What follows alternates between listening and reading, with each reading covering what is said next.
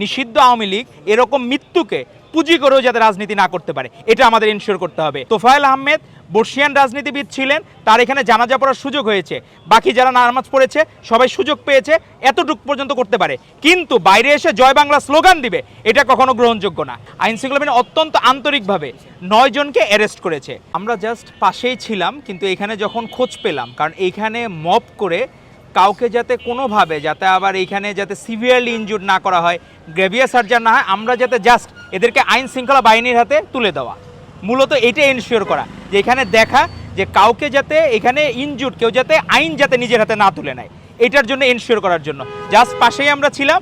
কিন্তু এখানে আইন যাতে কেউ যদি তুলে নেয়, মব করে, সেটা দায়ভার তো আবার আমাদের উপরেই পড়বে। তো সেজন্য ন্যূনতম যাতে মব না হয়, আইন শৃঙ্খলা বাহিনী এসেছে এবং সহযোগিতা করেছে। এবং এখানে আমরা দেখলাম আইন শৃঙ্খলা বাহিনী অত্যন্ত আন্তরিকভাবে 9 জনকে অ্যারেস্ট করেছে। আমরা চাই ভবিষ্যতে নিষিদ্ধ আওয়ামী লীগ এরকম মৃত্যুকে পুঁজি করেও যাতে রাজনীতি না করতে পারে, এটা আমাদের ইনশিওর করতে হবে। কারণ মৃত্যুকে তারা সমবেদনা জানাইতেই পারে, নামাজ মসজিদে পড়তে পারে, কিন্তু বাইরে নিষিদ্ধ কোনো রাজনীতি তারা করতে পারবে না।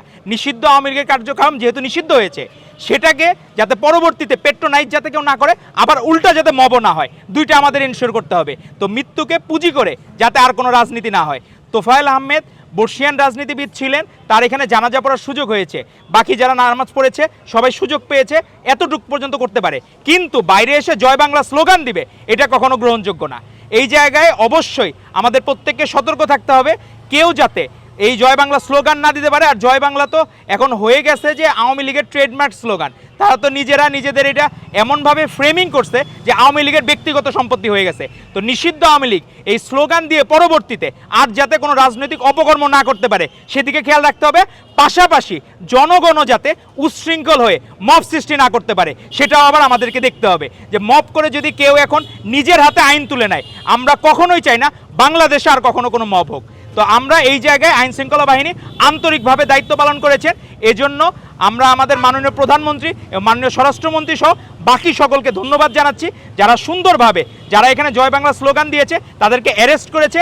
এই জন্য আমরা ধন্যবাদ জানাই, কৃতজ্ঞতা জানাই। আর আপনাদের মাধ্যমে জানাতে চাই, আপনারা জানাজা পড়বেন, কোনো সমস্যা নাই, কিন্তু এইভাবে স্লোগান দিয়ে নিষিদ্ধ ছাত্রলীগ বা আওয়ামী লীগের কর্মকাণ্ড পরিচালনা করবেন, এটা যাতে আর কখনো না হয়। আর আমরা মব কোথাও এলাও করব না।